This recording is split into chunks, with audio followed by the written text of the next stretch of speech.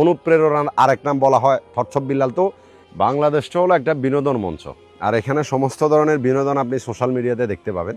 কিন্তু কিছু কিছু বিনোদন মানুষের ভিতরে কষ্ট নিয়ে আসে যে আপনি এমন মানুষকে এক্সপেক্ট করেন নাই যে ওই মানুষটা এমন, কিন্তু যখন আপনি পরবর্তীতে তার এমন রূপটা দেখেন তখন এটা অনেক কষ্টকর হয়। যেমন থটস অফ বিল্লাল এবং জুয়েল।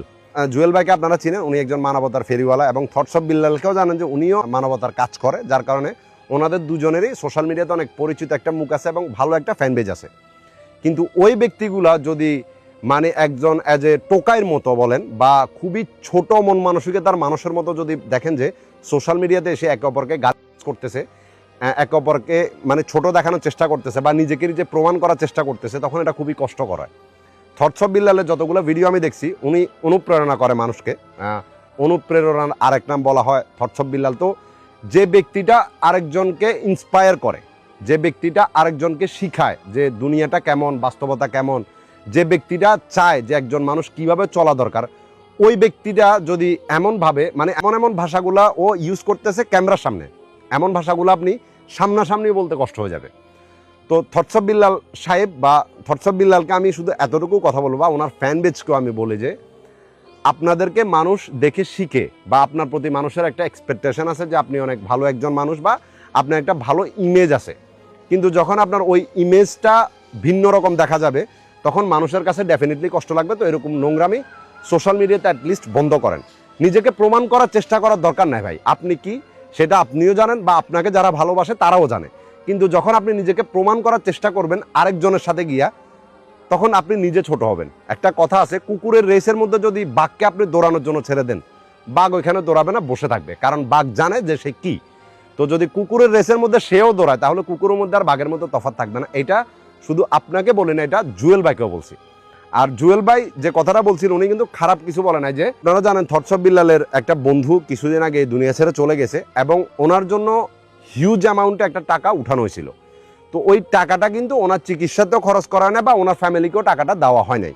এখন জুয়েল ভাইয়ের প্রশ্ন হলো যে টাকাটা যেহেতু ওর জন্য উঠানো হয়েছিল তো ওকে টাকাটা দেওয়া কেন হয় নাই। থটস অফ বিল্লালের যে টিম আছে ওনাদের কথা হলো যে ওনার বন্ধু যে মারা গেছে, দুনিয়া ছেড়ে যে চলে গেছে, সে বলে গেছে যে সে যদি দুনিয়াতে না থাকে বা না বাঁচে তাহলে টাকাটা যে কোনো মসজিদে দান করে দিয়েন।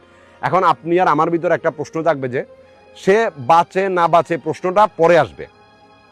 প্রশ্নটা হলো যে টাকাগুলো উঠানো হয়েছে তার চিকিৎসার জন্য, তো অবভিয়াসলি টাকাটা তার ফ্যামিলির হাতে বুঝে দেওয়া দরকার বা তার চিকিৎসাতে খরচ করা দরকার যখন সে বেঁচে ছিল। তো এমনটা হয় না যে আপনারা বসেছিলেন যে সে দুনিয়া ছেড়ে চলে যাবে এবং আপনারা টাকাগুলো রেখে দেবেন, এরপরে টাকাগুলো মসজিদে ডোনেট করবেন না কোথায় ডোনেট করবেন আপনারা ডিসাইড করবেন। একটা কথা মনে রাখিয়েন, মানবতার কাজ শুধু করলে হয় না, ওটা অনেক বড় একটা দায়িত্ব। ওইখানে আপনাকে অনেকজন অনেক কিছু বলবে এবং অনেকজন অনেক কিছু শোনাবে, যেটা আপনাকে শুনতে হবে। ওইখানে আপনি নিজেকে প্রমাণ করতে যায় না যে আপনি ভালো করতেছেন, আপনি এটা করতেছেন, আপনি সেটা করতেছেন। এখন হয়তো অনেকজন আসি আমাকে বলবে যে তুমি কয় টাকা উঠাইছো, তুমি কি করছো। ভাই দেখেন, আমরা যেটা করি সেটা আমি কখনো সোশ্যাল মিডিয়াতে আনিও না বা কখনো বলিও না।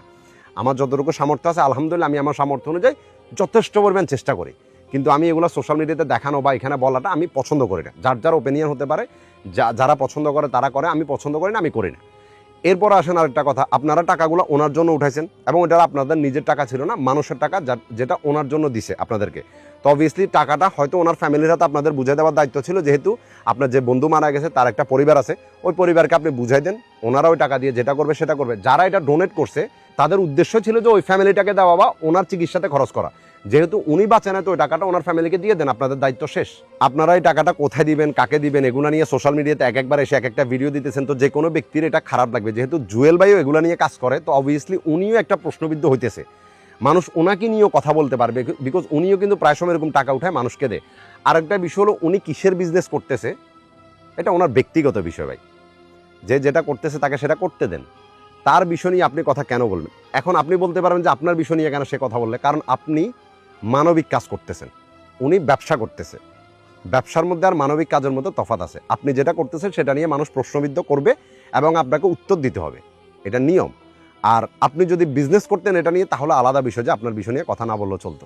তো আশা করি এসব নোংরামি বন্ধ করে না, ছোটো মান মানসিকতাগুলো বন্ধ করে নিজেকে প্রমাণ করা বন্ধ করে অ্যাটলিস্ট যে মানুষগুলো আপনাকে ভালোবাসে, যারা আপনাকে চিনে, যারা আপনার থেকে অনুপ্রাণিত বা যারা আপনার থেকে ইন্সপায়ার হয়, তাদেরকে এই শিক্ষাটা দিয়েন না। ভালো থাকবেন।